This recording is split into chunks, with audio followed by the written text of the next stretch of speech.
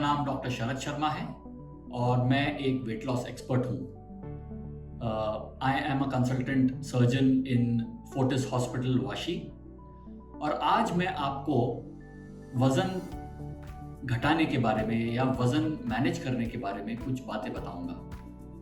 और एक सबसे बड़ा सवाल जो लोगों के मन में उठता है या जो मोटे होते हैं उनके जो आसपास लोग होते हैं वो जो अपने लोगों से कहते हैं कि आपका जो वज़न बढ़ा है वो आपकी गलती है, आप कुछ गलत कर रहे हैं जिसकी वजह से आपका वज़न बढ़ा है। पर मेरा कहना ये है कि ये जो आरोप लगाया जाता है या ये जो गिल्ट फील कराया जाता है इन लोगों को वो बहुत गलत है।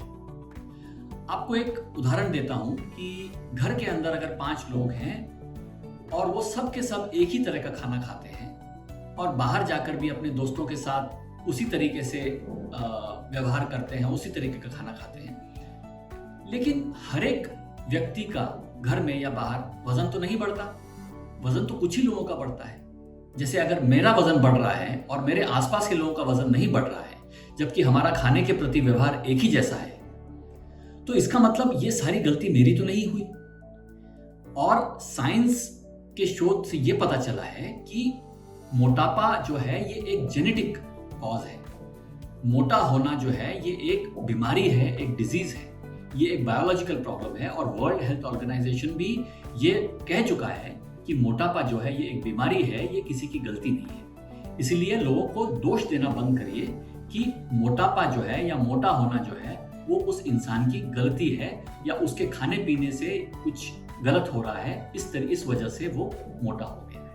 एक धारणा जो लोगों के मन में होती है जिनको वजन घटाना होता है, वो ये कहते हैं या सोचते हैं या करते हैं कि अगर मैं एक्सरसाइज करूंगा तो मेरा वजन कम हो जाएगा। लेकिन ये एक बहुत ही गलत धारणा है, क्योंकि एक्सरसाइज से वेट कम नहीं होता है। वेट कम करने के लिए डाइट पे कंट्रोल करना या कैलोरीज पे कंट्रोल करना, मैं कितना खाता हूं पूरे दिन में, उसको कंट्रोल करना बहुत जरूरी है।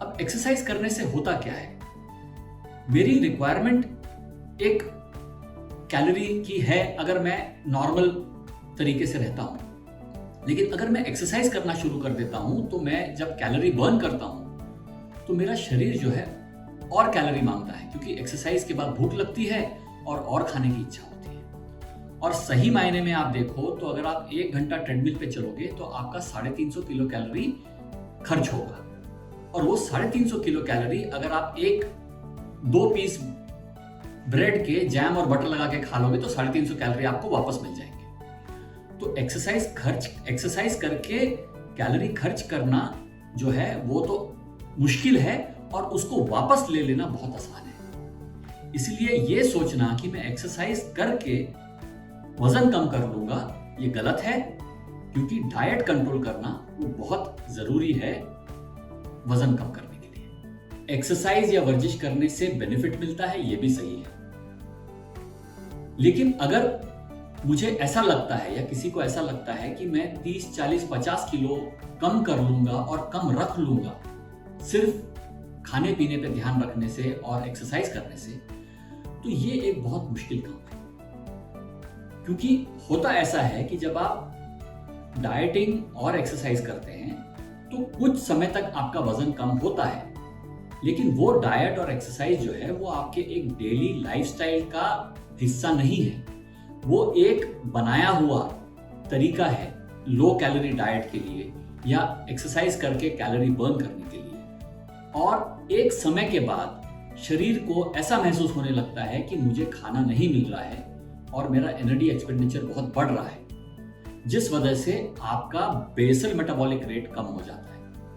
और इसी वजह से अगर आप एक ही तरह का डाइट एक्सरसाइज पैटर्न मेंटेन करते रहेंगे तो महीने 1.5 महीने के बाद आपका वजन कम होना बंद हो जाता है। इसलिए अगर आपको 5, 6, 7 या 10 किलो कम करना है तो शायद डाइट एक्सरसाइज आपको हेल्प करेगा, लेकिन अगर आपको 25, 30, 40 किलो या 50 किलो या उससे भी ज्यादा वजन कम करना चाहते हो तो फिर डाइट एक्सरसाइज जो है वो काम नहीं करेगा। एक बहुत बड़ी गलतफहमी जो लोगों को होती है, अभी आजकल तो आपने देखा है मॉल्स हैं, बड़े बड़े स्टोर्स हैं, जहाँ पर आप जाके खाने पीने की चीज़ें ले सकते हैं, बिस्किट ले सकते हैं, फरसन ले सकते हैं। और वहाँ पे अगर आप लेबल देखेंगे तो कहीं पे लिखा होता है शुगर फ्री, कहीं पे लिखा होता है हाई फाइबर। अब ये जब हम देखते हैं और हम वज़न कम करना चाह रहे होते हैं तो हमको लगता है ये खाने से हमारा वज़न कम हो जाएगा। पर ये समझना ज़रूरी है कि इन सब चीज़ों में कैलोरीज होती हैं, और हम जब इनको बड़ी मात्रा में खाते हैं तो हमको उतनी ही कैलोरीज मिल जाती हैं जो हम नॉर्मल चीज़ें खा के भी मिल जाती हैं। तो हमको फूड फैट्स जो बोलते हैं, इन चीज़ों को हम कहते हैं फूड फैट्स। तो ये फूड फैट्स में जाने के बजाय अगर हम नॉर्मल चीज़ें खाएं या घर का नॉर्मल खाना जो है वो भी अगर हम खाएं तो कोई प्रॉब्लम नहीं है। हम कितना खाना खा रहे हैं, हम कितना कैलोरीज कंज्यूम कर रहे हैं, वो कंट्रोल करना ज़रूरी है। तो खाने का तरीका बदलना ज़रूरी नहीं है, खाने की मात्रा को कंट्रोल करना ज़रूरी है। इसलिए फूड फैट्स में ना जाएं, या लो शुगर या नो शुगर या लो कार्ब या लो फैट, इन चीज़ों के पीछे ना भागते हुए हम टोटल कैलोरी इंटेक को कम करने की कोशिश करें। ये हमारे लिए वज़न कम करने के लिए हेल्प करेगा।